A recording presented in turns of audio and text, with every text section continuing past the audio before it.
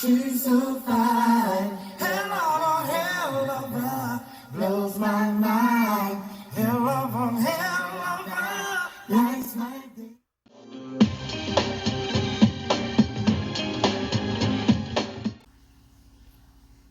What's good, guys? This video, as you can tell, will be regarding the Shanquella Robinson case. And specifically, I just wanted to throw this out there and get you guys to thinking. Justice for Shanquella Robinson. Now, here we are 8 months later. Did the Cabo6 really outsmart Mexico?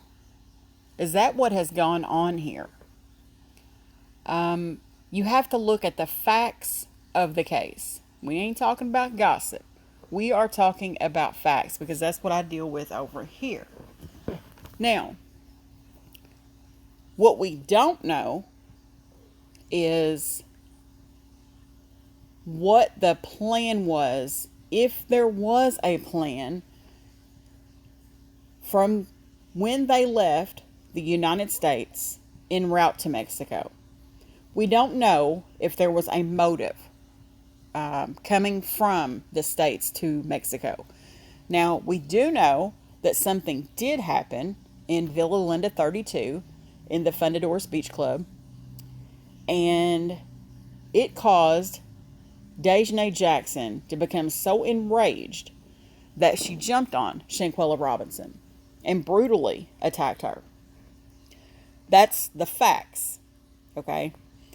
And like I said, I deal in facts. But where it gets kind of to me is when we look at what was going on inside of Villa Linda 32 from point A to point B. That's where it starts going sideways for me. And we don't know what was done to Shanquella Robinson during that very large gap in time, okay? Now, we know at some point the doctor arrived. We then know at some point after that the American Red Cross ambulance service arrived.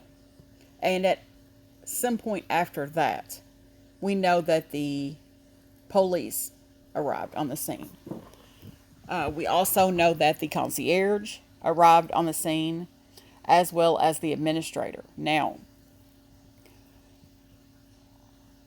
all we have to go on is their statements, which are factual, because we can look at them, we can see what they said. It has been admitted into record. What they said is they heard them laughing inside of there after they were discussing their friend dying. Let's go back and call her a travel mate because I can't even sit right on that. But we also know that they did stage a fall, and I've went back and forth with a few about that. That was printed in November in the Mexican newspapers down there in the state of Baja California Sur, and that's a fact.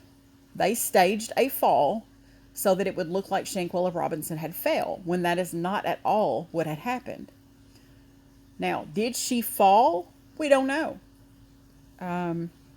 What really happened to Shanquella Robinson in that villa? They were there, left of their own accord with her.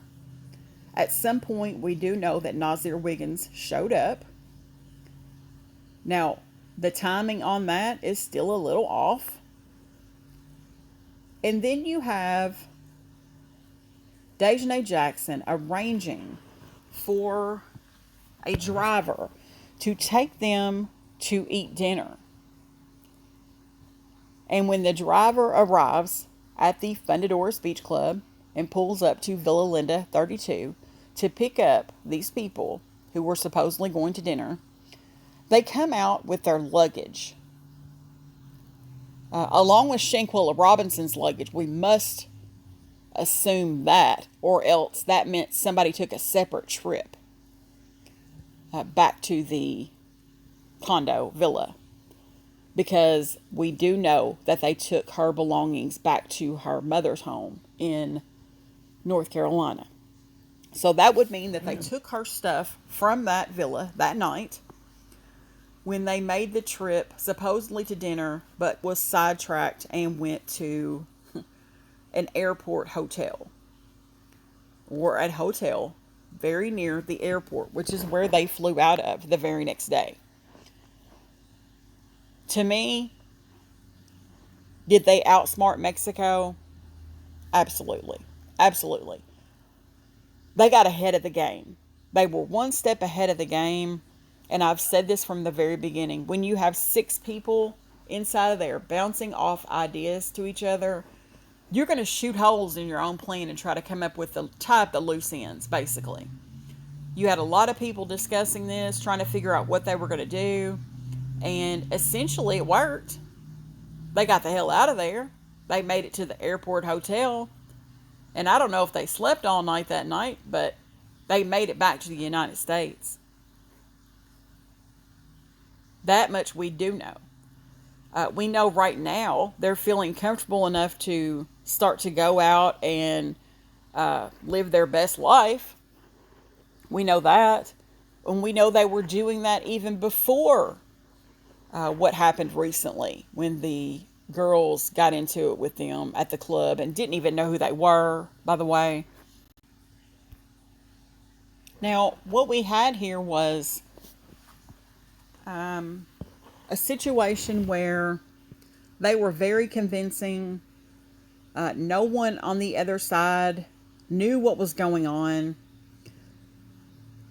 At this point, that's what we have to say, because we don't have proof of anything other than the doctor showing up. We don't know what kind of conversation the doctor had with these 6 people. We don't know what she was in on, if she was in on anything. And that is important to note here. Could they have done that here? I don't know. I really don't know. I would like to think that they couldn't have. But the police in the United States and the police in Mexico are 2 different animals altogether. I will say that. So, I want to know what you guys' opinion is. Did the Cabo6 really outsmart Mexico on this? Did they outsmart Mexican authorities, the Mexican police, in this case? Because I don't want to think like that, but that's sure enough what it looks like. And I wanted to toss that out on the channel just to see if you guys were feeling roughly the same way I was. Because we have been at this for a very long time and ain't nothing popping off. Now, do I think something will?